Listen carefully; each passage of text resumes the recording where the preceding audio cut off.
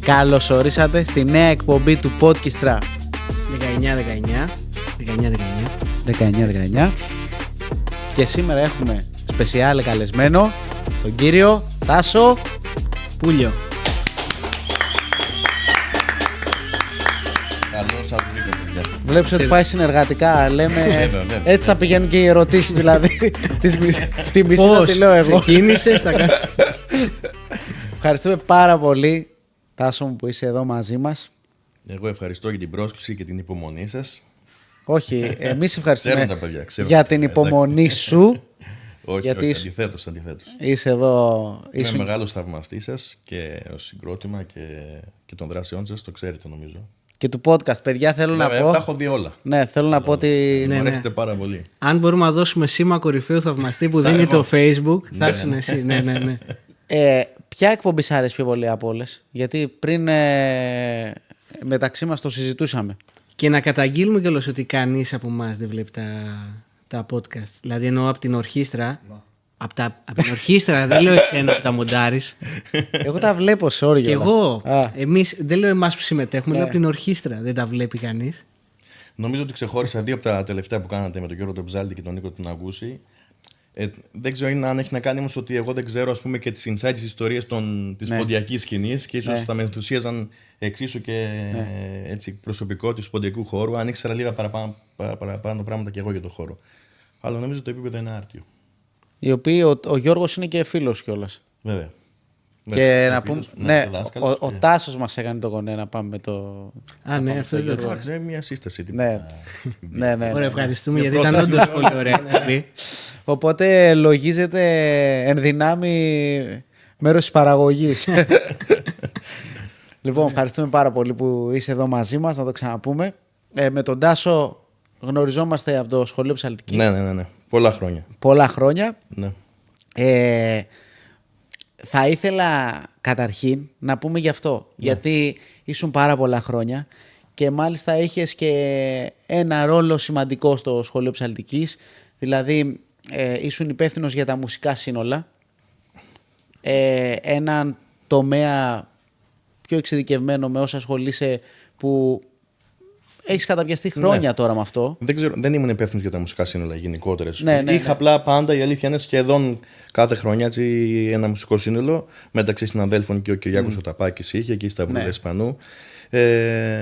Και νομίζω αν κάτι έχω να πω για την Ψαλτική και για τα παιδιά, τον Κώστα τον Μπουζέ και τον Κώστα τον Φωτόπουλο, ήταν ότι η συνεργασία μας ήταν άρτια, καθώς εγώ αποχώρησα πέρσι. Ναι. Γιατί για προσωπικούς λόγους, δεν έχει να κάνει καθόλου με τα παιδιά, αντιθέτως. Ότι τα χρόνια που ήμουν εκεί πέρα κάτι έγινε και με τις μουσικές συνάξεις. Ήταν έτσι μια παράλληλη δράση που κάναμε, που φέρναμε διάδες μουσικών, μικρές ζυγές να παίξουν σχεδόν ακουστικά σε ένα μικρό χώρο, σε πολύ φιλικό περιβάλλον. Και σε αυτό βοηθάς και εσύ, γιατί και εσύ διαχειριζόσουν όλο το αρχείο και δεν ξέρω αν το κάνεις ακόμα. Ακόμα. Τέλεια. Και υπάρχει νομίζω αρκετό ανέκδοτο αρχείο ακόμα από εκεί πέρα. Υπάρχει ανέκδοτο αρχείο. Ναι. Θέλω να σε ρωτήσω, τι πιστεύεις ότι πρόσφερε αυτή η δράση και στο σχολείο Ψαλτικής, αλλά και ευρύτερα σε όλη αυτή την περιοχή των βορείων προαστίων, γιατί νομίζω ότι στα βόρεια προάστια της Αθήνας δεν υπάρχει αντίστοιχος ανάλογος πυρήνας που να μπορεί τουλάχιστον να διαμορφώσει και μία άποψη πάνω στη μουσική τη συγκεκριμένη. Την ανατολική, αν θα μπορούσαμε να την πούμε, μουσική. Νομίζω ότι το σχολείο πλέον Ψαλτικής, ας πούμε, ότι η εμβέλεια του έχει υπερβεί τα βορειοπροάστια. Ναι. Νομίζω ότι σχεδόν έχει πανελλαδική και παναθηναϊκή εμβέλεια σε ό,τι αφορά τις δράσεις του. Το ωραίο ήταν ότι αυτό προσέφερε εξωστρέφεια στη σχολή και ταυτόχρονα έφερε πολύ κόσμο πάλι μέσα στη σχολή για να γνωρίσουν από πιο κοντά λίγο τους συντελεστές όλων των δράσεών του. Ίσως και εμπορικό αντίκτυπο να έχει αυτό το πράγμα, αλλά σίγουρα ήταν ένα ωραίο αποτύπωμα όντως στην περιοχή του Αμορουσίου και όχι μόνο στους μαθητές και σε όλο τον κόσμο που ερχόταν κάθε φορά να δει δωρεάν με την υποστήριξη, καθαρά την υποστήριξη του σχολείου και των χορηγών του, μια τέτοια όμορφη δράση. Κάτι πολύ μικρό, αλλά Είχε Σημαντικό. αποτύπωμα. Ναι. Εντάξει. Τώρα νομίζω δεν ασχολείσαι τόσο εκτεταμένα, θα λέγαμε, με το κομμάτι της διδασκαλίας. Ασχολούμαι, η πρωινή μου δουλειά, είμαι καθηγητής μόνιμος στο Μουσικό Σχολείο της Παλίνης τα τελευταία 10-12 χρόνια σχεδόν. Οπότε εκεί περιορίζεται. Μόνο στο σχολείο. Μπράβο. Έχω σταματήσει, ας πούμε, τη διδασκαλία σε οδεία ή οτιδήποτε άλλο αφορά έτσι, μάθημα εκτός του πρωινού μου εργασιακού μου ωραρίου. Και έχω επικεντρωθεί περισσότερο στο δεντρί. Το δεντρί είναι μια δική μου ανεξάρτητη δράση. Ωραία, ίσως το πούμε και αργότερα. Ναι, απλώς αυτό ήθελα να ρωτήσω, ότι αν έχω την εντύπωση ότι δεν ασχολείσαι πλέον με τη διδασκαλία πέραν του σχολείου. Όχι, κάνω ένα διάλειμμα. Ένα διάλειμμα για λίγη ξεκούραση, γιατί και αυτό παίρνει αρκετή ενέργεια. Οπότε νομίζω ότι μετά από πόσα χρόνια ήταν η ώρα να κάνω ένα διάλειμμα, να υπάρξει λίγο αγρανάπαυση. Ναι. Στην Παλίνη πώς είσαι τώρα? Είπες 10-12 χρόνια. Ναι. Πώς είναι τα πράγματα, εντάξει?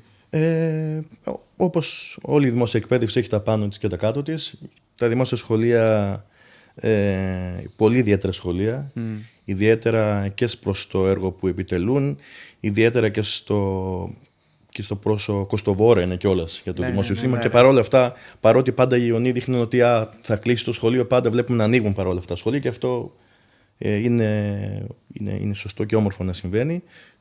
Οι συνάδελφοι είναι εξαιρετικοί και τα παιδιά είναι ακόμα πιο εξαιρετικά. Είναι φανταστικά. Να κάνω μια ερώτηση τώρα που το έλεγες ότι μέχρι πέρυσι έκανες μαθήματα και σε οδεία ή έκανες και ιδιαίτερα? Όχι, ιδιαίτερα δεν έκανα. Έκανα μόνο στην Ψαλτική, ήμουν μόνο εκεί πέρα. Αλλά είσαι και το πρωί καθηγητής στην Παλίνη, είσαι και το απόγευμα. Ήσουν τέλος πάντων μέχρι πρόσφατα στην Ψαλτική.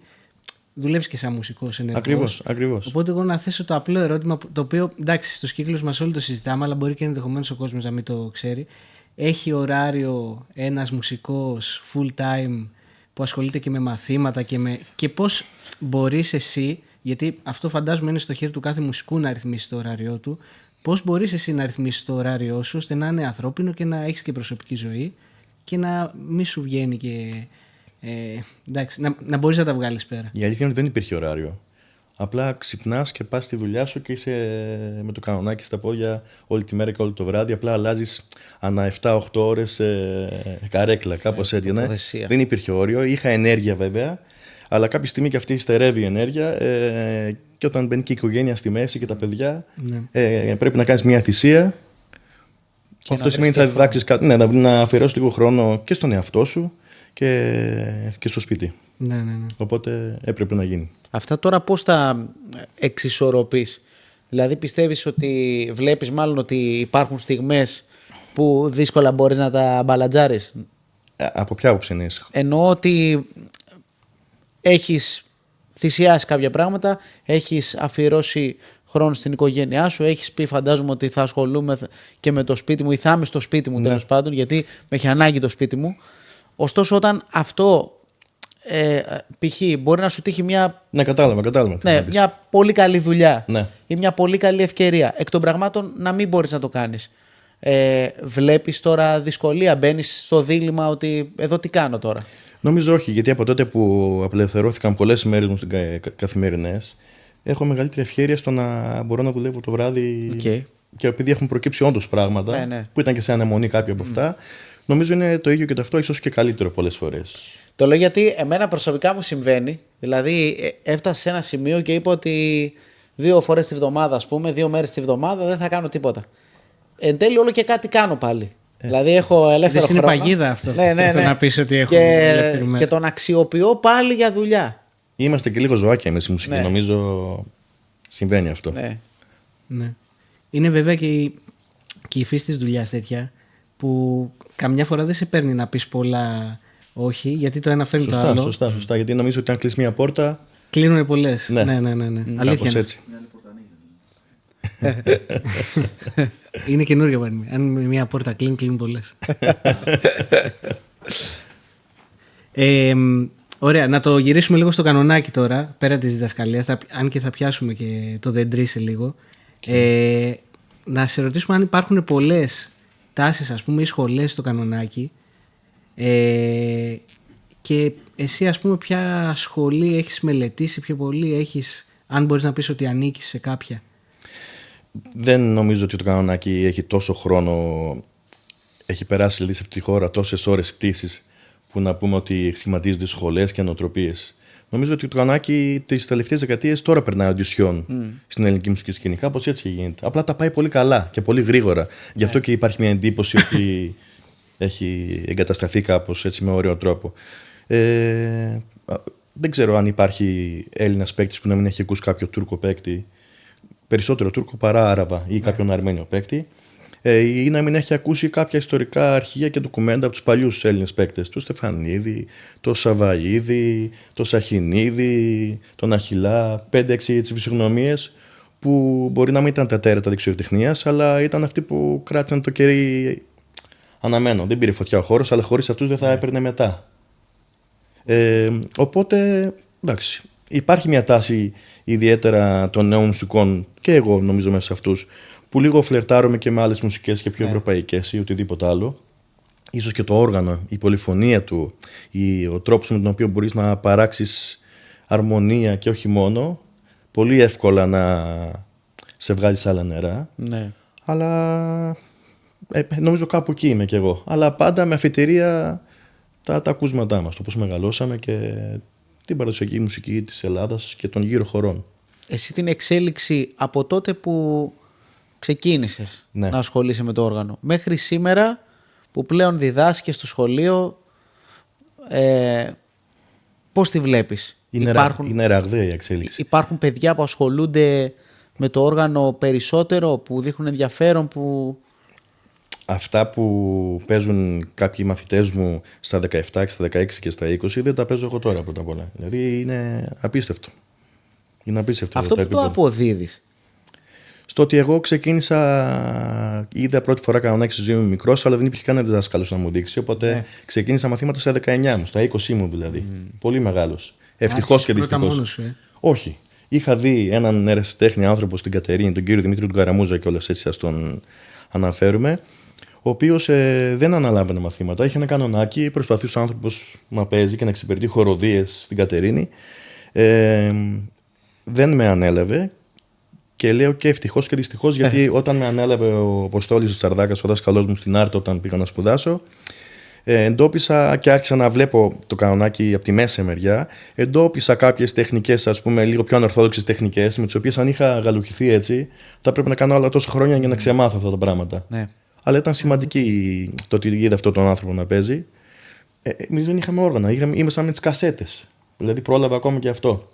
Όργανο, εσύ από πού πήρες το πρώτο σου όργανο? Το πήρα, το παρήγγειλα από έναν Τούρκο κατασκευαστή. Τον οποίο σου σύστησαν, φαντάζομαι. Μπράβο, ο δάσκαλός μου σύστησε. Είχα παίξει όργανα κιόλας και αυτό. Στην Ελλάδα τα όργανα που υπάρχουν, για να το φέρω και εκεί, γιατί το κανονάκι είναι ένα ακριβό όργανο. Δεν θα το έλεγα. Όχι, λες? Ναι, νομίζω όχι. Εν τέλει όχι. Όχι, Ναι. Ακριβό ίσως το λες σε σχέση με τα υπόλοιπα όργανα, τι τιμές μπορεί να βρει ένα παιδί για να αρχίσει να μαθαίνει. Νομίζω ότι είναι ακριβά τα μαθητικά όργανα. Κάπως έτσι. Ναι. Ένα παιδί θα παίξει θα επιλέξει την κλασική κιθάρα, θα αγοράσει την πρώτη κιθάρα, δεν ξέρω, με 100 ευρώ, με 200 ευρώ, θα είναι 3 τετάρτων, θα το πει ο δάσκαλος, πάμε στα 4 τέταρτα, θα δώσει λίγο καλύτερα 300, 400, 500, και όταν θα έρθει η ώρα να μπει στην ανωτέρα να κάνει κάποιο ρεσιτάλ το παιδί, θα πάει να δώσει 3-4 χιλιάρικα να πάρει μια κιθάρα κανονική. Στο κανονάκι δίνεις, ξέρω εγώ, 2 χιλιάρικα από την αρχή και έχεις τελειώσει, έχεις ένα όργανο για μια ζωή. Αν σου κάτσει και πάλι όμως δεν είναι λίγα τα λεφτά. Όχι, δεν προφανώς, αλλά λέω στο σύνολο τελικά, αν δώσεις κάποια χρήματα από την αρχή, μεγαλώνεις και με ένα πολύ καλό όργανο κατευθείαν. Χωρίς να πάρεις κάτι πολύ μαθητικό, να μην μπορείς να παίξεις. Απλά, ας πούμε, το κακό είναι ότι πρέπει να τα δώσεις όλα εφάπαξ. Εξ αρχής. Και στην αρχή που μπορεί να μην είναι σίγουρος. Ακριβώς. Αλλά βέβαια. Και γι' αυτό υπάρχει απάντηση. Αν πάρεις ένα πολύ καλό όργανο στην αρχή και δεν ότι δεν σου βγει, εφόσον είναι καλό το όργανο, ξαφνικά το δίνεις, ξέρω εγώ, με λίγα χρήματα. Μπράβο. Δεν χάνει την αξία του, ίσα-ίσα κερδίζει. Αυτό που ήθελα να σε ρωτήσω ήταν αν όταν ξεκίνησες υπήρχαν και οργανοποιοί στην Ελλάδα που έφτιαχναν κανονάκια. Γιατί τώρα. Ναι, δεν νομίζω ότι είναι πολλοί, αλλά υπάρχουν. Ναι, οργανοποιοί δεν υπήρχαν. Υπήρχαν απόπειρες οργανοποιών που κάναν, ας πούμε, και άλλα όργανα, οι οποίοι δοκίμαζαν να κάνουν κάτι κανονάκι. Και κάποιοι από αυτούς κάναν όντως σε 1-2 ωραίες προσπάθειες, αλλά δεν υπήρχε καθόλου συνέχεια, δεν υπήρχε σύστημα. Τώρα υπάρχει. Υπάρχει ο Ζαφύρης Ευθυμιάδης, παραδείγματος χάρη, που είναι και πόντιος φίλος σας. Ναι.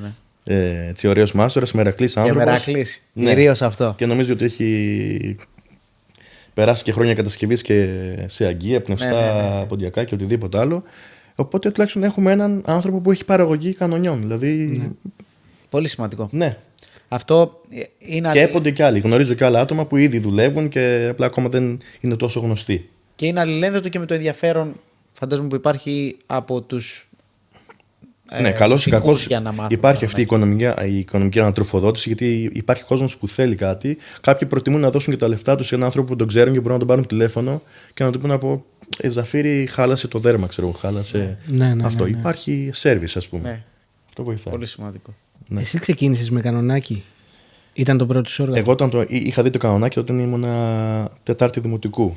Δεν υπήρχε κανονάκι, δεν υπήρχε δάσκαλος. Μου είχε καρφωθεί εκεί πέρα σαν πινέζα στο μυαλό. Και μετά ασχολήθηκα με τα κρουστά, λίγο με το ούτι, λίγο με το σάζι, βυζαντινή μουσική και δραστηριότητες, χοροδίες, τέτοια πράγματα. Συλλόγους. Έκανες μαθήματα όμως, ούτι ή σάζι. Έκανα λίγα μαθήματα με διάφορους δασκάλους στην Κατερίνη. Okay. Ναι. Το κανονάκι πού το είδες? Υπήρχε ένας κύριος σε μια χοροδία. Ναι, μπράβο, που μας έλεγες. Ναι. Εκεί το είδες πρώτη φορά. Ναι. Okay.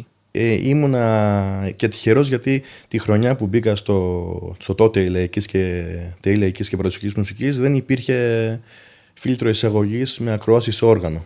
Οπότε έμπαινες όπως εμένα τουρίστας, θα σας το πω πολύ απλά, αλλά δεν έβγαινες. Δηλαδή έπρεπε να έχεις την είδηση ότι θα μπω και δεν σημαίνει ότι βγήκα, αλλά θα μπω και αν μπω και το δουλέψω. Και ευχαριστώ τον δάσκαλό μου, τον Τζαρδάκα τον Τόλι, για την υπομονή του. Νομίζω ότι τον ανταμείβω κάπως γιατί πολύ γρήγορα μπορούσα να μιλάω στη γλώσσα του. Ναι. Όταν μπήκες στην Άρτα, είχε άλλους συμφοιτητές στο κανονάκι, να έχεις εσύ δηλαδή? Βέβαια, πολλούς, πάρα πολλούς. Είχε δηλαδή? Πάρα πολλούς, ναι. Εγώ μπήκα το 2007. Το 2007. Ναι. Μου κάνει εντύπωση τώρα, λίγο σκέφτομαι, γιατί θυμάμαι ότι η Άρτα πάρα πολλά χρόνια, και εγώ όταν τελείωσα το 13, το 12 ή το 13 δεν θυμάμαι, ή το 11, τέλος πάντων, έχω χάσει το μέτρημα, είχε κάποια προβλήματα όσον αφορά τη λειτουργία της σχολής, δηλαδή λείπαν καθηγητές. Ναι. Αυτός ήταν και ένας παράγοντας ανασταλτικός, τουλάχιστον κατ' εμέ, που εν τέλει δεν πήγα στην Άρτα. Εσύ όταν πήγες, πώς ήταν η σχολή? Ήμουν τυχερός γιατί κάποιοι από τους καθηγητές ήταν μόνιμοι. Νομίζω ήταν, αν δεν κάνω λάθος, μια σύμβαση, νομίζω λέγονται ΕΡΔΙΠ, δηλαδή εργαστηριακό διδακτικό προσωπικό, που ήταν μόνιμη. Και στην ουσία ήταν όλη η πιάτσα της τότε Θεσσαλονίκης, που ήταν ο Δημήτρης ο Μιστάκηδης, ήταν ο Τόλης και άλλοι μουσικοί που ήταν μόνιμοι. Οπότε για μένα δεν υπήρχε πρόβλημα. Αλλά σε άλλα όργανα, κατά καιρούς, όντως υπήρχε χειρία θέσεων, ας πούμε. Εμφανιζόταν καθηγητές, έκτακτοι, συμβασιούχοι, για λίγο αλλάζαν. Όπως και σε άλλα τμήματα συνέβαινε αυτό. Έπαιξε, άρα από ό,τι καταλαβαίνω, το ΤΕΙ της Άρτας, το τότε ΤΕΙ της Άρτας έπαιξε χαρακτηριστικό ρόλο. Δεν το συζητάμε. Στην εξέλιξη. Δεν το συζητάμε. Ναι, δεν το συζητάμε. Ναι. Και γενικά στη μουσική σου αντίληψη, φαντάζομαι. Βέβαια. Γιατί δεν είναι μόνο το όλη, είναι η θεωρία, είναι ο Σκούλιος. Ναι, είναι οι άλλοι δάσκαλοι που θα βγεις να κάνεις παρέα. Ναι. Επίσης η Άρτα είναι ένα μεγάλο σπίτι, τέλος πάντων. Βγαίνεις το βράδυ με τους καθηγητές σου, πας παντού. Δηλαδή, ωραίο αυτό. Δεν τολμάς να βγεις καμιά φορά γιατί θα σε δουν. Ήταν τόσο οικογενειακό το περιβάλλον, δηλαδή. Ναι, αλλά ήταν πολύ ωραία χρόνια. Ωραία. Δεν είχες πάει μουσικό σχολείο? Όχι. Πήγα για πολύ λίγο την πρώτη χρονιά στο μουσικό σχολείο της Κατερίνης. Ναι. Έτυχε να είμαι πρώτη γυμνασίου τη χρονιά που ιδρύθηκε το σχολείο για πρώτη φορά. Εγώ, επειδή είχα ξεκινήσει από πολύ μικρότερες βυζαντινές μουσικές και όλα τα άλλα οργανάκια, δεν μπορούσα να συνεχίσω γιατί έπρεπε να τα ξεκινήσω όλα πάλι από την αρχή. Οπότε τελείωνα το σχολείο και όταν τελείωνα, που τότε τελειώναμε 4,5 ώρα, δεν είναι όπως τώρα, έπρεπε να ξαναπάω να συνεχίσω με όλα τα άλλα, οπότε δεν έβγαινε χρονικά. Ναι. Μετά την Άρτα, να σε επιστρέψω, πήγες και στην Κωνσταντινούπολη. Ναι, έκανα ένα Εράσμους, ένα εξάμηνο στην Κωνσταντινούπολη. Αυτό πώς ήταν εκεί η εμπειρία? Φανταστικό, ήταν ένα μια ένεση τρελή μουσικής και μελέτης. Πιστεύεις, και νομίζω και ο Γιάννης πήγε. Νομίζω και 2 εξάμηνα, 1 χρόνο. Ναι. Πιστεύεις ότι είναι κάτι το οποίο το να πας δηλαδή κάπου αλλού να συναντήσεις και να γνωρίσεις μια άλλη κουλτούρα. Η οποία βέβαια η Τουρκία, θα μπορούσαμε να πούμε ότι έχει πολλές ομοιότητες με τη δικιά μας τη μουσική. Ναι. Αλλά πιστεύεις ότι είναι ένα στάδιο το οποίο χρειάζεται να περνάει κάποιος μουσικός, να γνωρίζει άλλους και να ζει πλέον αυτή την κουλτούρα? Και ειδικά για το κανονάκι και την Τουρκία. Βέβαια, αν υπάρχει πολυτέλεια να γίνει, εγώ το προτείνω ανεπιφύλακτα και σε όλους τους μαθητές μου ή σε όλους τους φίλους που μπορεί να έχουν τη δυνατότητα να το κάνουν σε κάποια φόρμουλα, είτε αυτόβουλα είτε μέσω κάποιου ευρωπαϊκού προγράμματος. Εγώ δεν πρόκειται να. Θα πήγαινα και θα ξαναπήγαινα αν είχα τη δυνατότητα να το κάνω πολλές φορές. Ναι. Δεν ένιωσα τόσο βέβαια ότι πάω σε μια τελείως άλλη κουλτούρα για να δω κάτι εξωτικό. Ναι. Καθώς για κάποιο λόγο αυτή η μουσική υπήρχε μέσα στο σπίτι μου. Εγώ, η πρώτη κασέτα που θυμάμαι στη ζωή μου είναι μια κόκκινη κασέτα του Ιμπραήμ, ξέρω εγώ. Η γιαγιά μου είναι τουρκόφωνη. Και ακόμα και στα πρώτα χρόνια της ζωής μου που τα πέρασα στη Γερμανία, εκεί μεγάλωσα ας πούμε, ζούσαμε πάνω από ένα δισκάδικο, τουρκικό δισκάδικο. Οπότε ας πούμε υπήρχε μια φίλη διάθεση. Στο δισκάδικο έμπαινες? Ήμουν πολύ μικρός, αλλά άκουγα. Άκουγες, Ναι, Ιμπραήμ, ναι. έπαιζε για τέτοια? Είχε απ' όλα. Στη Γερμανία μέχρι πότε έζησες? Τα πρώτα 7 χρόνια της ζωής μου. Σε ποια περιοχή? Μπρούξελ, έτσι λέγεται, στην Νότια Γερμανία. Πού Κοντά στην Στουτγκάρδη. Κοντά στη Ναι. Στουτγκάρδη. Οκ. Και μετά Κατερίνη, Μετά Θεσσαλονίκη κάποια χρόνια, όταν γυρίσαμε από την Γερμανία, και μετά Κατερίνη, και μετά στην Άρτα για σπουδές, και μετά στην Τουρκία, και μετά στην Αθήνα για εργασία. Στο μεγάλο βοτάνι. Ναι. Εγώ θέλω να σε ρωτήσω και για την οικογένεια όλη, γιατί είστε μουσική οικογένεια. Ναι. Υπήρχε και από τον. Ο πατέρας μου ήταν τραγουδιστής κάποτε, λαϊκός τραγουδιστής, πρωτού κάνει οικογένεια. Αλλά δεν υπήρχε ας πούμε, αυτή η τάση στην οικογένεια επειδή κάποιος ασχολήθηκε ότι να κάνουμε τα παιδιά μας Ναι. μουσικούς. Γι' αυτό και δεν γίναμε όλοι μουσικοί. Εγώ είμαι ο τρίτος στη σειρά από τα 6 αδέρφια που είμαστε. Και μετά είναι ο Γιάννης, και μετά η Νεκταρία και οι μικρότεροι, που από μένα και μετά, καθώς ήταν τότε που γυρίσαμε στην Ελλάδα. Οπότε υπήρχαν καλύτερες προϋποθέσεις για να ασχοληθούμε όλοι με τη μουσική κάπως. Κάποια επαγγελματικά και κάποια όχι τόσο. Παίζατε και στο σπίτι? Παίζαμε στο σπίτι. Ναι. Ενώ μεταξύ σας τα αδέρφια. Ναι, Είναι τώρα, μύθος αν και- αυτό. Τώρα θα ρωτήσει τι παίζατε. Είναι η επόμενη ερώτηση. Το θέμα είναι ότι. Ξέρεις καλά. Η αλήθεια είναι ότι περισσότερο. Παίζατε τερλέγκα, ας πούμε. Με τον αδερφό μου ότι έχουμε παίξει περισσότερο. Γιατί έχουμε όλοι 6 χρόνια διαφορά. Οπότε όταν εγώ ήμουν τρίτη ηλικίου, κάποιο άλλο ήταν πρώτη γυμνάσιο. Ναι. Υπήρχε ας πούμε ένα Υπήρχε χάσμα. χάσμα, Μετά ναι, έφευγα ναι. φοιτητής. Οπότε. Αλλά υπήρχε η μουσική μέσα στο σπίτι μας, υπήρχε ας πούμε, σαν στοιχείο. Ωραίο αυτό. Και τι παίζατε? Τέτοια παίζαμε. Δικά μας πράγματα παίζαμε. Ωραία. Να πούμε ότι μεταξύ άλλων πέρασες και από το Πανεπιστήμιο Μακεδονίας, Ναι. στο οποίο δίδαξες ως καθηγητής πλέον Ναι. το κανονάκι. Αυτή η εμπειρία πώς ήταν? Ήταν μια ωραία εμπειρία γιατί είχα συνηθίσει να διδάσκω σε μικρά παιδιά. Έχει και αυτό. Είναι μια ωραία διάθεση του να έχει ένα συνάδελφό σου, σχεδόν συνάδελφό σου απέναντι, έτοιμο να μπει στην αγορά εργασίας, να δεν έχει μπει ήδη πολλές φορές. Δεν το έκανα πάρα πολλά χρόνια. Δίδασκα το κανονάκι στο ΜΕΤ, στο Τμήμα Μουσικής Επιστήμης και Τέχνης, όσο ήμουν μεταπτυχιακός στους φοιτητής. Άρα δίδασκα στο προπτυχιακό πρόγραμμα σπουδών τους. Μια ωραία εμπειρία. Ενδιαφέρει η ακαδημαϊκή σταδιοδρομία όμως? Θα μπορούσε να με ενδιαφέρει.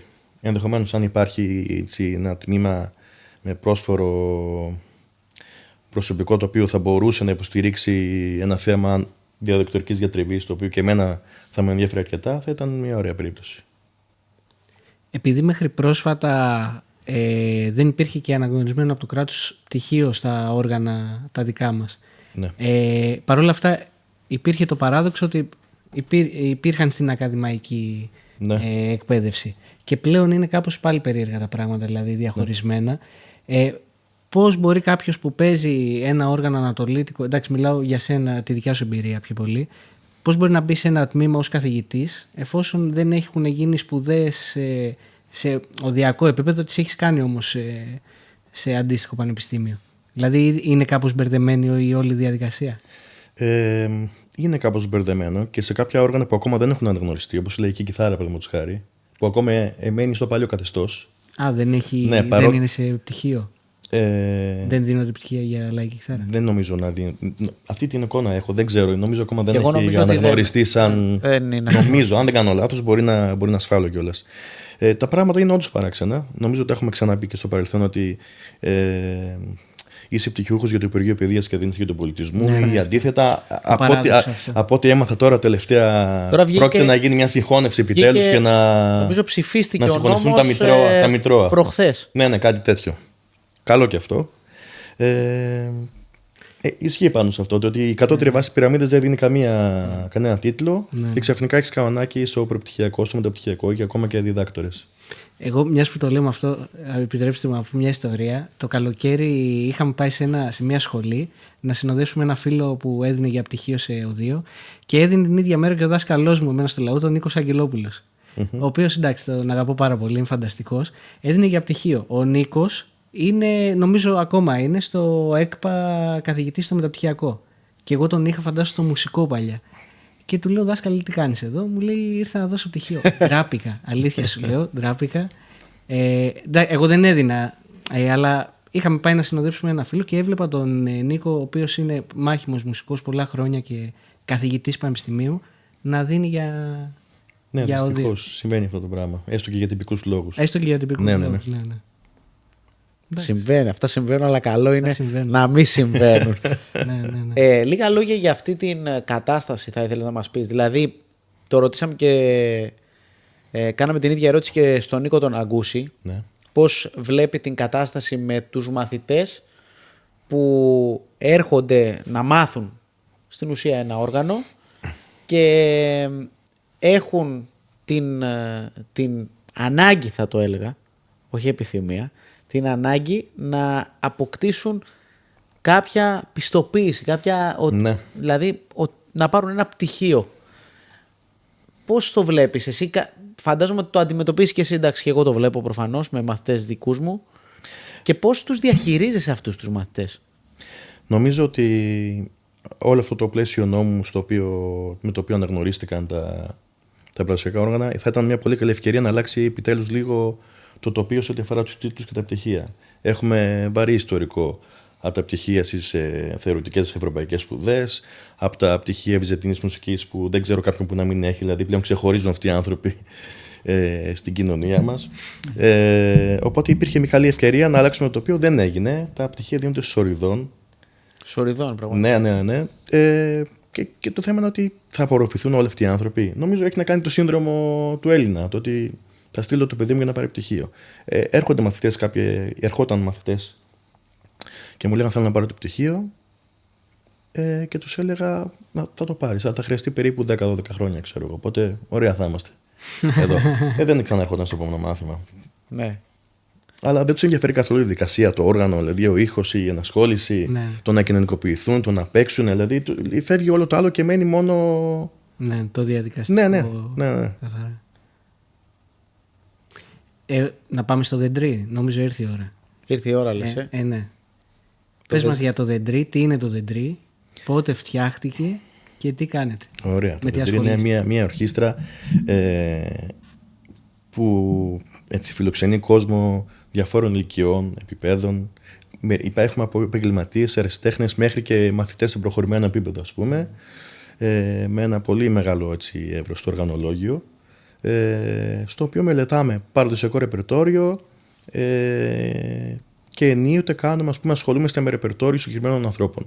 Τώρα πρόκειται να κάνουμε μια συναυλία στις 30 του Απρίλη με τον Χάικη του Γιαζιτζιάν, που μελετάμε όλο τον χρόνο ρεπερτόριό του. Πες μας και πού και όλες τις λεπτομέρειες. Εντάξει, θα το πούμε.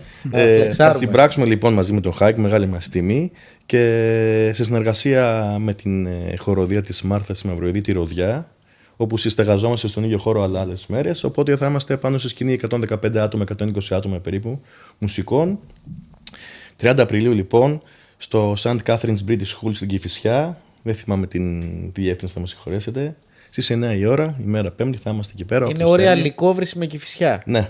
Εκεί στον Πυλώνα που λέμε. Ναι. Επειδή εγώ μένω βόρεια προάστια, τα ξέρω και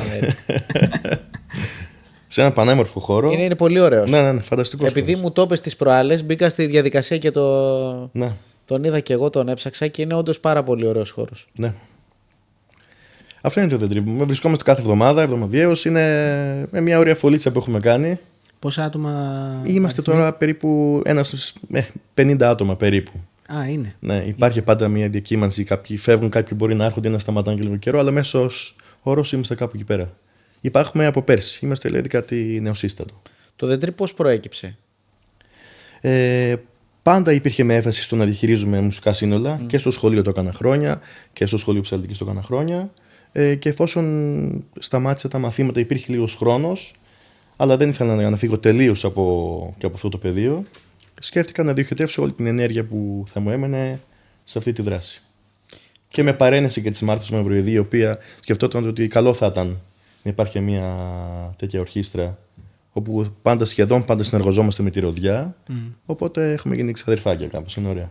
Ωραία, αυτό το διοχετεύεις. Εγώ τώρα σκέφτομαι όλους τους μαθητές, αν μπορούμε να τους πούμε έτσι, όσους συμμετέχουν τέλος πάντων στο σύνολο, που είναι από όλα τα επίπεδα. Πώς τους διοχετεύεις αυτούς, δηλαδή πώς τους αξιοποιείς? Γιατί π.χ. αυτό είναι μια σκέψη που κάνω, πώς μπορεί κάποιος αρχάριος να συμπράξει με κάποιον που είναι ενδεχομένως επαγγελματίας ή που βρίσκεται σε πιο προχωρημένο επίπεδο? Αυτό πάντα είναι ένα πρόβλημα που μπορεί να αντιμετωπίσει κάποιος που διευθύνει μια ορχήστρα, αλλά αν προσπαθήσεις να εμπνεύσεις στο μαθητή την έννοια του να συμπαρασυρθεί από το που συμβαίνει, στην αρχή του φαίνεται λίγο δύσκολο, μετά τα πράγματα διευκολύνουν πολύ γι' αυτό. Είναι σαν να πετάς κάποιον στη θάλασσα και να πεις κολύμπα στην αρχή. Δεν είναι τόσο δυσάρεστο όπως το λέω, αλλά πηγαίνεις με το flow. Δηλαδή βοηθάει ο ένας. Πρώτα θα σου μιλήσει ο διπλανός σου, θα δεις το διπλανό σου, ακόμα και αν ντρέπεσαι να πεις κάτι, θα το καταλάβεις. Θα δεις πώς το παίζει, θα το εξηγήσω στον ένα και το ακούν άλλοι 49. Οπότε οι παρατηρήσεις έρχονται συνεχώς. Απευθύνονται σε όλους κατά Μπράβο. Οπότε είναι ένα πράγμα που ο καθένας αγοράζει κάθε φορά αυτό που θέλει από κάθε κουβέντα που θα ακούσει από τον μαέστρο, ας πούμε. Και όλα καλά. Ασχολούμαι με την ορχήστρα ακόμη και ατομικά, όχι σε επίπεδο μαθήματος, αλλά υπάρχει μια εβδομαδιαία επικοινωνία για το οτιδήποτε. Και επίσης βοηθάει το ότι κάθε πρόβα ηχογραφείται. Είναι όλο γραμμένα σε παρτιτούρες. Ο καθένας έχει την παρτιτούρα και το ηχητικό του στο σπίτι για όλα τα όργανα. Αυτά τα κάνεις εσύ όλα? Αυτά τα κάνω εγώ. Δηλαδή ασχολούμαι με αυτό πολύ περισσότερο από τη μία μέρα που είμαι εκεί πέρα. Δεν έχεις κάποιον να σε βοηθάει? Όχι, αλλά αν ενδιαφέρεσαι. Ενδιαφέρομαι. Θα ήθελες να ενεργοποιήσεις, επειδή ξέρεις τώρα εμένα ότι μου αρέσει πολύ το κομμάτι της οργάνωσης, του management και όλα αυτά. Θα ήθελες να ενεργοποιήσεις και να αξιοποιήσεις και κάποιον μέσα από τα σύνολα γι' αυτό, δηλαδή να δείξεις στα παιδιά πώς γίνεται αυτή η διαδικασία? Γιατί και αυτός είναι ένα σημαντικό τομέα, θα έλεγα. Ναι, ήδη για κάποια πολύ διαδικαστικά θέματα τα έχουν αναλάβει μέλη του Δεντρού. Επίσης θα ήθελα να πω ότι έχω και 2 φίλους συνεργάτες συντονιστές. Δεν το κάνω όλο μόνος μου. Δηλαδή υπάρχει ο Γιώργος ο Βεντουρής, ο οποίος είναι κοντραμπασίστας και έχει και μια καλή επαφή με τις κιθάρες και με την εναρμόνιση. Οπότε βοηθάει πάρα πολύ με τα μπάσα, με τα λαούτα, με τις κλασικές, με τις ηλεκτρικές, με τις ακουστικές, με τα ρεμπετοκύθαρα και με όλα αυτά τα όργανα. Και ταυτόχρονα είναι μαζί μου και ο Γιώργος ο Κοτογιάννης, σπουδαίος λιράρης που έχει πολύ καλή επαφή με τα κρουστά για πολλά χρόνια, ο οποίος βοηθάει πάρα πολύ στα ανοιχτά, στα λεγκάτο όργανα και στα κρουστά. Α, και στα κρουστά. Βέβαια. Γιατί θα σου έλεγα τώρα ποιος κάνει τα κρουστά. Όχι, ο Γιώργος είναι. Αν και από ό,τι θυμάμαι και στην ψαλτική, εσύ έχεις λόγο στα κρουστά. Δηλαδή τους βοηθάς. Ναι, έχω μια δυναμία στα κρουστά, αλλά δεν πρόλαβα να το κάνω όλο εκεί πέρα.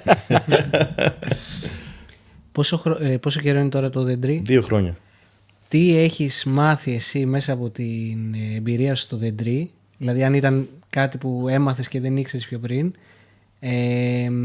ή τι καινούριο σου έχει προσφέρει το Δεντρί? Ότι υπάρχει πάρα πολλοί κόσμος που είναι ορφανός από μουσική επικοινωνία. Δηλαδή κάποιος μπορεί να είναι τόσο καλός ώστε να μην θεωρείται ακριβώς μαθητής, αλλά όχι τόσο καλός στο να μπει σε μια μπάντα και να παίξει και να υπάρξει ένα παρεάκι. Είναι μια στέγη αυτό το πράγμα. Και δεν πίστευα κι εγώ πόσα πολλά άτομα έχουν ανάγκη το να συνυπάρξουν απλά με άλλους ανθρώπους για 2 ώρες τη βδομάδα για να παίξουν το ίδιο κομμάτι. Ναι. Και νομίζω αυτό είναι και ένα μικρό αποτύπωμα του τι σημαίνει στην κοινωνία μας γενικότερα. Αυτό θα έλεγα ότι ίσως είναι και η ανάγκη για κοινωνικοποίηση. Ακριβώς. Δηλαδή ο κόσμος νομίζω ψάχνει τέτοιες διεξόδους. Ακριβώς. Και ειδικά όταν είναι και κάτι παραγωγικό και δημιουργικό όπως είναι η μουσική. Που καλώς ή κακώς τα οδεία δεν μπορούν να το προσφέρουν αυτό ακριβώς έτσι. Ναι. Γιατί υπάρχει το πρόγραμμα σπουδών, το ατομικό σου μάθημα, το σύνολο που έχει εκπαιδευτικό χαρακτήρα μόνο. Οπότε αυτό βοηθάει. Ωραία. Δώσε μας και εσύ μια συμβουλή στην ορχήστρα τη δικιά μας. Μιας που είσαι μεγάλος, έχεις ένα διευθύνει σε ένα μεγάλο σύνολο. Βέβαια. Λοιπόν, εγώ θαυμάζω πρώτα την έννοια του συγκροτήματος. Όχι με την έννοια της δουλειάς μόνο, αυτό που λέμε συγκρότημα, ότι το κλαρίνο θα πάρει το ίδιο λαούτο, το ίδιο βιολί και θα πάνε πάλι στη δουλειά. Αλλά την έννοια των μουσικών σχημάτων στην Ελλάδα, τα οποία εκλείπουν. Πείτε μου ένα σχήμα μεγάλο που δεν το ξέρουμε όλοι μας εδώ πέρα και δεν έχει αφήσει από εποχή, ας πούμε, η ιστορία, έστω μέσα σε μια δεκαετία. Και είναι λίγα αυτά τα σχήματα. Εγώ σας θαυμάζω για αυτό το λόγο πάνω απ' όλα. Το ότι δείχνετε μια πίστη σε αυτό που έχετε, ο καθένας έχει το ρόλο του και αυτό φαίνεται, και έχετε αξιοποιήσει με ένα ωραίο τρόπο τα δυνατά στοιχεία του κάθε ενός από το σχήμα σας για να κάνετε αυτό που κάνετε. Δεν υπάρχουν πλέον σχήματα. Υπάρχουν τώρα σχήματα. Υπάρχουν οι πόλεις που κάνουν κάτι πολύ ωραίο διαχρονικά και το χτίζουμε στον χρόνο. Υπήρχαν οι Τακίμ που τώρα δεν υπάρχουν. Υπήρχαν οι Λοξάνδρα που τώρα δεν υπάρχουν. Εσείς τι πιστεύετε, ότι τα άτομα διαφήμισαν το σχήμα τους ή το σχήμα τελικά έκανε πιο γνωστούς τα μέλη τους? Δεν ξέρω. Και εγώ ακόμα. Γιατί... Ωστόσο, αυτό που θέλω να σε ρωτήσω, το οποίο είναι μια πραγματικότητα την οποία αντιμετωπίζουμε και εμείς. Τα σχήματα και ειδικά τα σχήματα που έχουν μεγάλο αριθμό ατόμων, είναι δύσκολο να δουλέψουν. Δεν το συζητάμε. Προφανώς. Είναι δύσκολο να δουλέψουν και δεν ξέρω κατά πόσο αυτό μπορεί να είναι βιώσιμο και για κάποιον που αντιλαμβάνεται τη μουσική ως επάγγελμα. Το καταλαβαίνω, γι' αυτό και μίλησα για τη λέξη πίστη σε αυτό το πράγμα. Αυτό κάπως συμπεριέχει λίγη θυσία μέσα. Το καταλαβαίνω. Δεν μπορείς να βιοπηρεστείς εύκολα από αυτό, εκτός αν πιστέψεις τόσο πολύ σε αυτό, επενδύσεις τόσο πολύ σε αυτό, στερηθείς τόσα πολλά από αυτό, που κάποτε ίσως σου επιστραφεί με κάποιο τρόπο έτσι τοκισμένο, ας πούμε. Αυτό πιστεύεις ότι μπορεί να αλλάξει αυτή η κατάσταση, η πραγματικότητα, και πώς? Δεν γνωρίζω. Αν τελικά η κοινωνία εκπαιδεύει εμάς ή εμείς εκπαιδεύουμε την κοινωνία, δεν έχω καταλάβει ακόμα. Αν τους μαθαίνουμε τι γίνεται εδώ πέρα και κάποια στιγμή θα πούνε πολύ ωραία, θα ερχόμαστε στα live σας. Δεν ξέρω τι ακριβώς γίνεται. Σίγουρα τα μουσικά σχολεία, ας πούμε, βοηθάνε σε αυτό. Ένας άνθρωπος, ας μην πω ποιος, σε μια μεγάλη συνέλευση, έτσι, γιατί είμαστε μεγάλοι σύλλογοι των διδασκόντων, είχε πει, κάποιος είχε θέσει το θέμα το ότι υπάρχουν κάποια παιδιά που οριστεύουν πάρα πολύ και να επικεντρωθούμε μόνο σε αυτά τα παιδιά, να τους δώσουμε λίγο παραπάνω κίνητρα. Και είπε αυτός ο άνθρωπος, λέει, δεν ισχύει αυτό το πράγμα. Προφανώς και πρέπει, λέει, να συμπαρασταθούμε σε αυτά τα παιδιά, αλλά θα πρέπει να συμπαρασταθούμε και στους υπόλοιπους 99 με κάποιο τρόπο από τους 100, γιατί κάποιος πρέπει να πηγαίνει να τους ακούει. Και αυτή η κουβέντα μου είχε μείνει από τότε. Ναι. Μιας και είπαμε τώρα για την ορχήστρα, πιστεύεις ότι το κανονάκι έχει χώρο στην ποντιακή μουσική?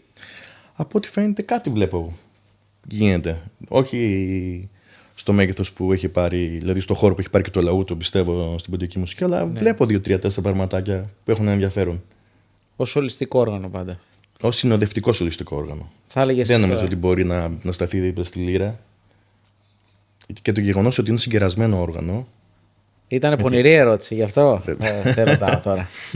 Δεν είναι τόσο εύκολο, εντάξει. Θα πρέπει να σου βγουν τα χέρια για να παίξει κάτι στοιχειώδης που ο λιράρης θα το παίξει σαν να μιλάει, δηλαδή. Ναι. Να είμαστε και λίγο ρεαλιστές. Ναι. Αλλά διακοσμητικά, ας πούμε, ή συγκολητικά, θα μπορεί να λειτουργήσει πολύ όμορφα. Και σε μια μουσική πιο ακουστική ενδεχομένως. Ίσως. Προσέγγιση. Είναι τώρα μια απορία που μου ήρθε και δεν ξέρω, εγώ την επεξεργάζομαι για πολλά όργανα, όχι μόνο για το κανονάκι, αλλά εσύ να μας πεις για το κανονάκι. Είναι όργανο ανοιχτού τύπου να μπορεί να σταθεί σε ένα γλέντι ως σολιστικό όργανο, για παράδειγμα, ή είναι πιο πολύ για ακουστικά πράγματα? Νομίζω ότι είναι όργανο δωματίου, έτσι, μουσικής δωματίου. Τώρα όλοι μας παίζουμε στο ρεύμα. Αλλάζει το πράγμα εκεί πέρα. Ναι. Δεν ξέρω αν αναφέρεσαι σε ποια από τις δύο συνθήκες αναφέρεσαι. Αλλά και πάλι, εδώ πας με το ρεύμα και είσαι δίπλα στα τύμπανα και στο κλαρίνο ή στο μπασίστα τέτοιο, και ζορίζεσαι μερικές φορές. Ναι. Και επίσης έχεις το όργανο σου πάντα στην τζίτα, δηλαδή παίζεις πάντα με μια δυναμική 10, ξέρω εγώ. Βγάζεις ότι για να μπορείς απλά να σταθείς και να ακουστείς. Ναι. Χάνεις όλο το 0 μέχρι το 9, ξέρω εγώ, όλη αυτή τη βεντάλια. Ναι, ναι. Δεν νομίζω. Καλύτερα να σκύβουμε εμείς τα όργανά μας παρά να πρέπει να τα κάνουμε να παίζουν τόσο δυνατά για να φτάσουν στα αυτιά μας. Οκ, ενδιαφέρον. Πολύ ωραία τα λέει, έτσι. Πολύ ωραία τα λέει, να το ξαναφέρουμε. Και θέλω να πω εδώ ότι πάντα έχουμε σκαλέτα, αλλά τώρα δεν την ακολουθούμε καν τη σκαλέτα. Εντάξει, εγώ τη ρίχνω μια ματιά. Να ξέρεις. Εγώ τη βλέπω, αλλά εντάξει, δεν χρειάζεται. Αλλά επειδή τη ρίχνω μια ματιά, να πάω στο επόμενο θέμα. Για να δω αν συμφωνούμε τώρα σε αυτό που σκέφτομαι. Εγώ θέλω να μας πεις για το βιτρό τώρα. Μπράβο, αυτό θα έλεγα. Επειδή είσαι αυτός που κάνει το πρόμο πάντα, κάνει και το πρόμο. Όχι, τώρα το πρόμο δικαιούται να το κάνει ο Τάσος. Όχι, περίμενε λίγο ρε. Εσύ κάνε αυτά που κάνει στα γλυκανάλατα. Πες μας εσύ για το βιτρό και εγώ θα το δείχνω. Να ζουμάρει η κάμερα. Αυτό είναι ο πρώτος σου δίσκος. Ναι, δεν έχω κάνει και δεύτερο να πω την αλήθεια ακόμα. Ναι, εγώ το λέω σε περίπτωση που μέχρι να βγει το επεισόδιο. Θα γίνει, ναι. Πολύ ωραίο και θέλω να μας πεις την ιστορία, εντάξει, εμείς τη ξέρουμε και για το εξώφυλλο. Γιατί εγώ, ξέρεις, πεθαίνω με αυτά. Μου αρέσει πάρα πολύ. Χειροπιαστή η δουλειά. Το βιτρό λοιπόν είναι ο πρώτος δίσκος που έκανα. Έτσι με ένα σταθερό κορτέτο, με τον αδερφό μου τον Γιάννη τον Πούλιο στο βιολί και με τον Δημήτρη τον Τασούδη, έναν εξαιρετικό ντράμερ και όχι μόνο από την Θεσσαλονίκη. Και τον Απόστολο τη Σιδέρη που τότε έρχονταν από την Τουρκία για να γράψουμε. Ήμουν τότε εκεί πέρα, ένα φοβερό κοντραμπασίστα. Είναι στην ουσία 7 συνθέσεις μου και 2 αυτοσχεδιασμοί που είχαν γραφτεί κάποιοι έστω και πολλά χρόνια πριν. Όλο το υλικό συλλέχτηκε εκείνη την ωραία περίοδο του COVID που παρόλα τα στραβά της προσέφερε τόση ηρεμία και τόσο χρόνο που δεν είχαμε ποτέ για να διαχειριστούμε το υλικό που είχα έτσι στο σιρτάρι μου, ας πούμε, και βγήκε αυτός νομίζω όμορφος δίσκος. Λοιπόν, το εξώφυλλο, από το οποίο κιόλας κάπως κοίκε και ο τίτλος του δίσκου, αυτό το μπλε τετραγωνάκι, ας πούμε, είναι μια φωτογραφία της συζύγου μου, η οποία κάποια στιγμή είχε χιονίσει πάρα πολύ και θέλαμε να πάμε μια βόλτα στο βουνό με το αυτοκίνητο. Το δείχνουμε και στο ναι. Οπότε πηγαίνοντας, το παρμπρίζ ήταν γεμάτο, ήταν παγωμένο χιόνι, κρυσταλλοποιημένο κιόλας από τη μέση μεριά λόγω θερμοκρασίας και φοράς του αμαξιού. Οπότε αυτό που είδα ήταν πάρα πολύ κοντά σε αυτό που βλέπετε ακριβώς δηλαδή. Οπότε καθαρίσαμε μόνο το μισό παρμπρίζ, πήγαμε στο βουνό και βρήκαμε μια ωραία κλίση σε σχέση με τον ήλιο και το φωτογραφίσαμε και ήταν αυτό το πράγμα. Οπότε αυτό μου φαίνεται σαν ένα φυσικό βιτρό. Ας πούμε, δηλαδή ο ήλιος πως περνάει μέσα από τον πάγο και με αυτό. Πολύ ωραίο. Εντάξει. Και να πούμε ότι το άλμπουμ ήταν μια ανεξάρτητη παραγωγή. Τι εννοείς ανεξάρτητη?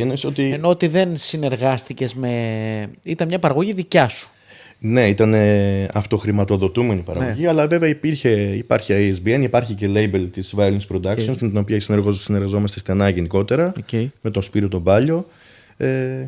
Αυτό. Πόσο εύκολο είναι να οργανώσει κάποιος να στήσει, να τρέξει όλη την παραγωγή μόνος του για ένα άλμπουμ? Πιστεύεις ότι είναι τόσο δύσκολο που λειτουργεί αποτρεπτικά για κάποιο μουσικό και συντελεί στο γεγονός ότι σήμερα βλέπουμε μεμονωμένα παραγωγές? Παιδιά, αυτό είναι σαν το χόμπι μας κάπως.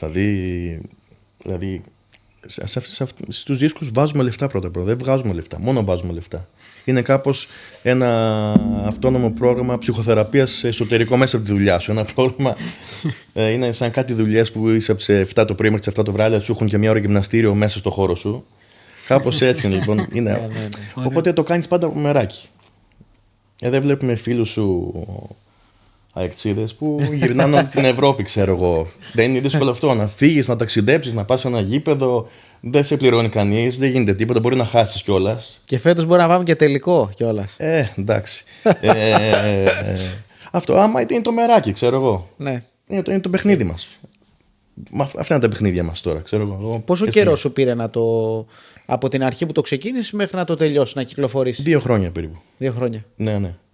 Στο να καθαρογραφούν όλα, να γίνουν όλοι οδηγοί, να το κάνω όλο σπίτι μου, να αποφασίσω που θα το κάνω, με ποιο τρόπο, τι reference θα έχω για το κάθε κομμάτι ηχητικό. να συνομιλήσουμε με τους μουσικούς, να κάνουμε πρόβες, να το γράψουμε ζωντανά, οι μίξεις, το master και παραγωγή. Όλο είναι μέσα σε μια μισή μέρα γραμμένο. Και πρόβες κάνατε πολλές, φαντάζομαι. Κάναμε 2 μέρες στη Θεσσαλονίκη και 2 μέρες στην Αθήνα. Αυτό ήταν όλο. Ναι, αλλά είχαν πάρει το υλικό, το είχαν ακούσει οι άνθρωποι και όλο πήγε έτσι νεράκι. Ωραίο. Εγώ να σε ρωτήσω, γιατί είπες πριν ότι κάποιες συνθέσεις από το άλμπουμ τις είχες καιρό πριν, Ναι. και αποφάσισες να τις βγάλεις πότε, το 21-22 βγήκε, κάπου εκεί τέλος πάντων. Ναι. Πότε πιστεύεις ότι είναι το κατάλληλο timing να βγει κάτι, γιατί πολλοί μπορεί να έχουμε στα συρτάρια ή κάποιες ιδέες ή κάποια τέλος πάντων γραμμένα πράγματα και κάποια στιγμή αποφασίζεις να το βγάλεις. Προφανώς όταν υπάρχουν τα χρήματα και όταν υπάρχει μια περίοδος ηρεμίας να πεις ότι θα κάτσω να αφοσιωθώ σε αυτό, να το ζήσω έστω τις μέρες που θα κάνω. Γιατί εκ των πραγμάτων, το ξέρετε κι εσείς, δεν μπορείς να υποστηρίξεις τέτοια project στο να πεις ότι θα παίζω με αυτά, θα δουλεύω με αυτά, θα τα ακούω κάθε εβδομάδα και θα τα βελτιώνω. Παίζουμε μια στο τόσο, αυτή είναι η σκληρή αλήθεια. Από τη λίγη ηρεμία, κάποια χρήματα όσα σου χρειάζονται για να κάνεις αυτό που θες σύμφωνα με τις προδιαγραφές που θες να το κάνεις. Και προφανώς δεν είπα το σημαντικότερο με τα άτομα. Ναι. Δηλαδή, εμένα το βιτρό δεν είναι οι συνθέσεις μου. Είναι ο Δημήτρης, είναι ο Γιάννης και είναι ο Απόστολος και εγώ. Και ο Γιάννης ο Μπαξεβάνης, ο ηχολήπτης μας δηλαδή. Αυτό είναι. Αν τα κομμάτια είναι μόνο τους, αλλά το βιτρό είναι αυτό. Είναι αυτή η στιγμή, αυτή η σύμπραξη. Πιστεύεις ότι και καμιά φορά με το χρόνο μπορεί να οριμάσει μια ιδέα που έχει σε μια σύνθεση, για παράδειγμα, να το έχεις γράψει το 18 σου λόγο και να πεις ότι το βγάζω το 21 γιατί πλέον το δούλεψα όλα αυτά τα χρόνια ακούγοντάς το και ξανακούγοντάς το και ορίμασε η ιδέα πλέον και είναι έτοιμη να βγει. Ρωτήστε τη γυναίκα μου που ακούει τέτοια πράγματα για χρόνια, που κάνω μια αλλαγή απειροελάχιστη. Σε μια συχνότητα, σε ένα πιατί είναι και εγώ έχω βρει το ενδιαφέρον της ημέρας μου. Λέω πω κάτι σήμερα προχωρήσαμε. Και εμένα ακούει τα ίδια πράγματα συνεχώς και συνεχώς μου λέει τι ακριβώς γίνεται εκεί πέρα, μου λέει. Ναι. Αυτό συμβαίνει όμως αυτό, εντάξει, όντως. Αν έχεις την πολυτέλεια να το κάνεις, είναι ωραία. Να κάνω μια γενική ερώτηση για το κανονάκι, που είναι κάτι το οποίο το σκεφτόμαστε όσοι ασχολούμαστε με τη μουσική, αλλά δεν παίζουμε κανονάκι. Υπάρχει, πιστεύεις εσύ, στην ελληνική μουσική σκηνή είδος αντιπροσωπευτικό για το όργανο? Δεν θα παίξει τα μικρασιάτικα?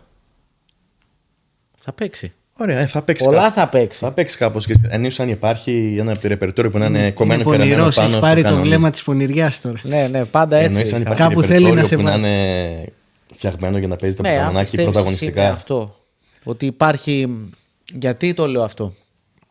Σε μικρασιάτικα το ακούμε κατά κόρον. Και στον Κωνσταντινούπολιτικα και σε κάποια σμυρνέικα ρεμπέτικα ακούγεται. Τώρα από εκεί και πέρα, άλλες φορές επικουρικά, άλλες φορές συνοδευτικά, άλλες φορές διακοσμητικά, όπως είπαμε. Είναι όμως και ένα όργανο το οποίο βλέπουμε στην Ελλάδα να παίζει και άλλες μουσικές. Να παίζει π.χ. κλασική οθωμανική μουσική. Να παίζει αραβική μουσική. Βέβαια. Μα εκεί το όργανο, ας πούμε, ότι είναι. Γι' αυτό στο λέω ότι για σένα ποιο είναι το αντιπροσωπευτικό είδος στην ελληνική μουσική σκηνή? Νομίζω τα μικρασιάτικα και στην ελληνική μουσική πραγματικότητα. Τα μικρασιάτικα και τα ρεμπέτικα σμυρνέικα. Αν πάμε σε πιο παγιωμένα ρεπερτόρια. Ναι. Εκεί έχει πολύ χώρο. Γιατί θα είναι μαζί με το βιολί, ή με τη λύρα, ή με τη λάφτα, ή με τα κρουστά και έχει χώρο να φανεί. Κάπου αλλού στην ελληνική μουσική που δεν το έχουμε δει τόσο πολύ, αλλά πιστεύεις θα τέριαζε?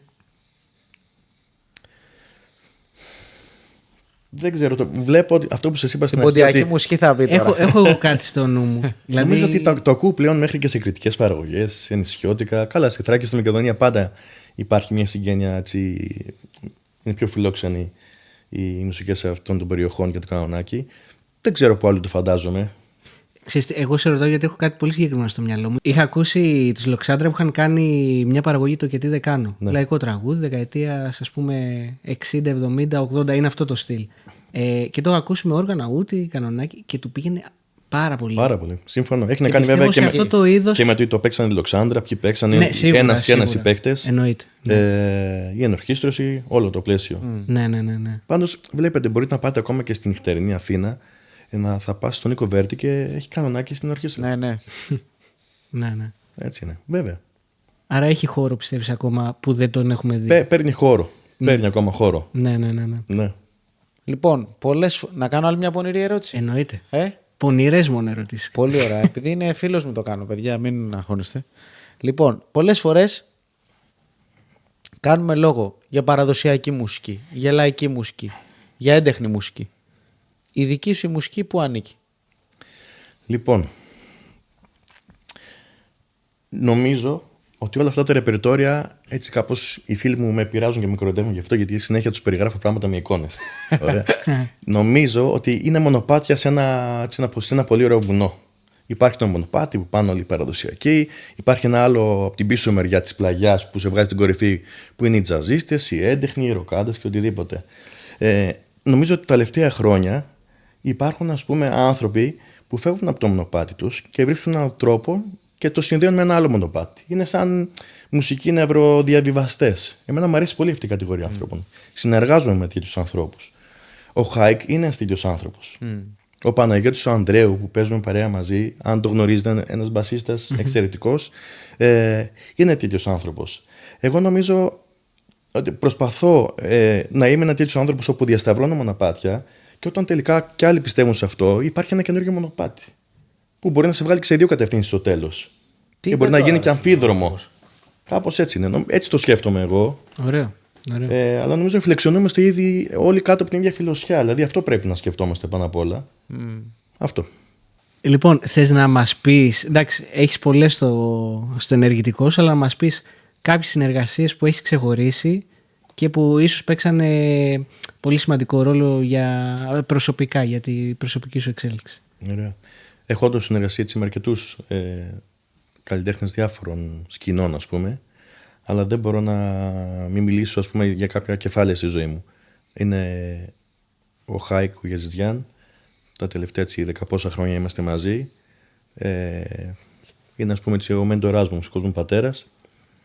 Πολύ τυχερός που είμαι μαζί του πόσα χρόνια και πολύ τυχερός που πέρα από την επαγγελματική μας σχέση έχουμε μια πολύ προσωπική σχέση, πολύ έντονη.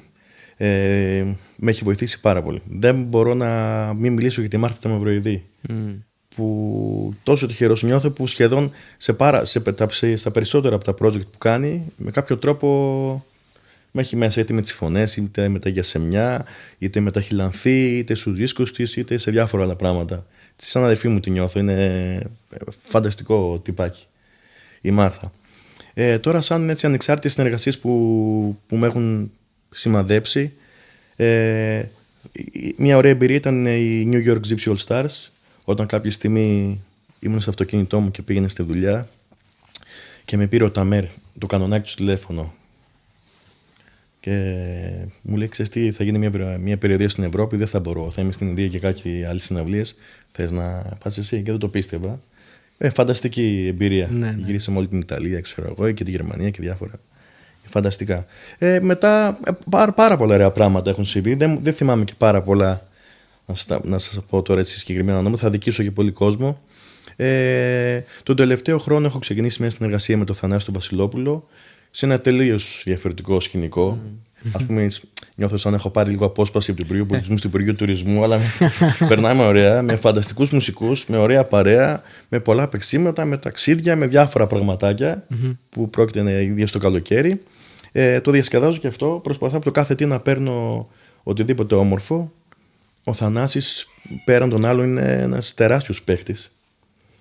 Ναι. Έχει τόσες ώρες πτήσης και αυτός κουβαλάει και κληρονομιά πολύ μεγάλη από τους Βασιλοπουλαίους. Οπότε μαθαίνω πάρα πολλά πράγματα και από εκεί. Ωραία. Πολύ ωραία. Πες το, αφού ξέρω τι θα πεις. Πριν πάμε στο παιχνίδι, θα ήθελα να σε ρωτήσω ποιον θα ήθελες να δεις σε επόμενη εκπομπή. Λοιπόν, αυτό το έχω σκεφτεί. Τώρα έριξες, όσο μίλαγε σκεφτόμουν εγώ ακριβώς αυτή την ερώτηση. Φαίνεται ότι βλέπει τις εκπομπές μας. Και την απάντηση όμως. Όχι σκεφτεί ήδη. Λοιπόν, θα ήθελα να δω τον δάσκαλό μου, τον Τόλι του Τζαρδάκα, σαν έναν παίκτη που είναι και νέος και παλιός ταυτόχρονα. Θα ήθελα να δω τον Παναγιώτη τον Ανδρέου, αν τον πετύχετε στην Ελλάδα. Θα ήταν πολύ ωραία. έναν άνθρωπο, ένα πολύ ωραίο παιδί και ένας παίχτης. Εγώ και το Θανάση Βασιλόπουλο θα ήθελα να. Βέβαια, αν μπορώ να πω και άλλους θα πω. Ναι. Ο Θανάσης Βασιλόπουλος. Ναι. Τώρα όσο μίλαγε, γιατί δεν έχουμε φέρει. Ζεστός άνθρωπος και φανταστική κουβέντα. Και last but not least είναι ο Μπαξεβάνης. Ο Γιάννης ο Μπαξεβάνης. Δεν έχετε φέρει ποτέ ηχολήπτη και θα ήταν πολύ ωραίο να φέρετε ανθρώπους που δεν φαίνονται ποτέ και που χωρίς αυτούς δεν γίνεται. Και επειδή είναι ένας άνθρωπος που εμπλέκεται πολύ και στα νερά μας, εκτός των άλλων που κάνει, θα κάνετε νομίζω μια ωραία συζήτηση. Ωραία. Μας κάλυψες. Έδωσε πολλές προτάσεις. Ναι. Σημειώνεται. Λοιπόν, σημειώνεται, μην κοιμάστε. Λοιπόν, πάμε στο παιχνίδι. Και βέβαια. Το οποίο πολύ οργανωμένη παραγωγή βρήκε μόλις τώρα. Λοιπόν, το παιχνίδι τι είναι, γιατί εγώ στο στέλνω, αλλά δεν στο έχω εξηγήσει. Ναι, αυτό λέμε. Είδες πόσο οργανωμένοι είμαστε. Λοιπόν, θα σου βάλουμε κάποιες προτάσεις που θα έκανες με κάποιους συγκεκριμένους ανθρώπους. Δηλαδή, για παράδειγμα. Δηλαδή, θέλω να μας πεις, αν πήγαινες για φαγητό, ναι, σε ακριβό εστιατόριο, ναι, με ποιον θα πήγαινες? Με τον Χάικ ή με τον Παναγιώτη τον Ανδρέου? Με τον Χάικ. Με τον Χάικ. Ο Παναγιώτης ο Ανδρέου είναι από γουρουνοπούλα και λυπάμαι, το στάτος είναι αυτό, εκεί θα πας καλά μαζί του. Πάρ' το εσύ. Λοιπόν,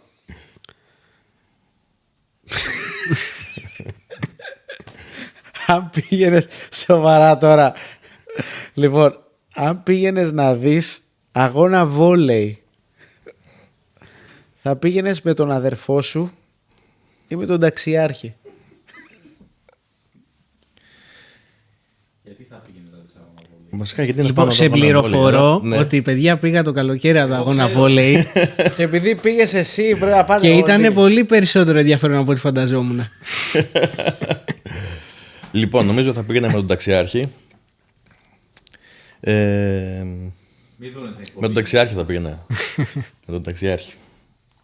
Νομίζω τον αδερφό μου θα έπρεπε να τον εκμεταλλευτώ σε οτιδήποτε άλλο πιο γαστρονομικό, γιατί είναι μεγάλο αστέρι. Ο αδερφός σου. Ναι, και σε αυτό το τομέα. Ωραία, αφού το έθεσε, θα πήγαινες για φαΐ. Μάλλον θα πήγαινες να σου μαγειρεύει ο αδερφός σου. Ναι, εξαιρετικά. Ωραία. Ναι. Θα πήγαινες να σου μαγειρεύσει ο αδερφός σου ή ο Γιώργος Ψάλτης? Ο αδερφός μου. Κοιτάξτε, Όπα, ο Ψάλτης. αυτό δεν το περίμενα. Συγγνώμη, Γιώργο. Όχι, περιμένετε ένα λεπτό να το δούμε. Συγγνώμη. Η αλήθεια, υπάρχει μια σχέση μαθητή και δασκάλου. Ναι. Εντάξει, ο Γιάννης έχει πάρει πάρα πολλά πράγματα από τον Ψάλτη. Πειραματίζεται και σε περισσότερα πράγματα. Είναι κάποια πράγματα που τα τρως μόνο από τον Γιώργο, όπως το ρουμάστου, το σουτζόκι του, γκίζου λεμέδες και όλα αυτά. Αλλά ο Γιάννης έχει και μια εύση στην ιταλική κουζίνα πολύ, στον υδατάνθρακα γενικότερα. Οπότε. Καταλάβαμε. Οκ, ωραίο. Για πες εσύ το επόμενο. Λοιπόν, να ταξιδέψεις με καΐκι. Okay. Να ταξιδέψεις με καΐκι με τη Μάρθα Μαυροειδή ή με την Ειρήνη τη Δερέμπεϊ? Ποια είναι η διαφορά? Η παρέα, ξέρω εγώ. Δεν ξέρω. Ποιος πιστεύεις ότι θα κάνει, ότι θα είναι η καλύτερη παρέα στο καΐκι? Και οι δύο, ναι, εξαιρετικές. Ίσως η Μάρθα για λίγο κουπί αν χρειαστεί. Γιατί είναι παχύνη, είναι λίγο. Εντάξει, θα βάλουμε μηχανίστο.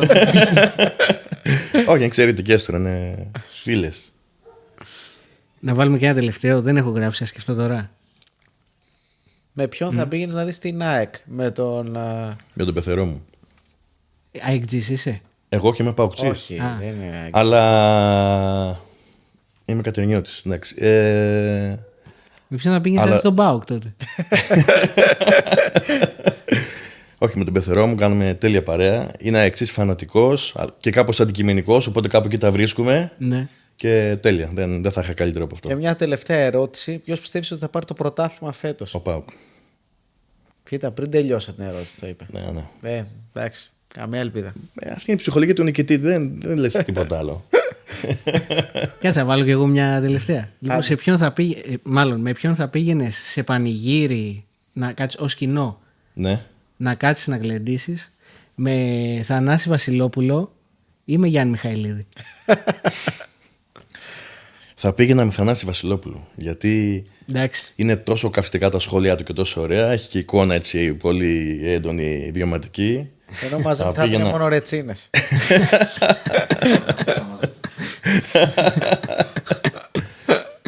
Ωραία. Λοιπόν, ήταν ο Τάσος Πούλιος. Ευχαριστούμε πάρα πολύ. Χειροκρότημα. Το αυθόρμητο χειροκρότημα. Ευχαριστώ πολύ.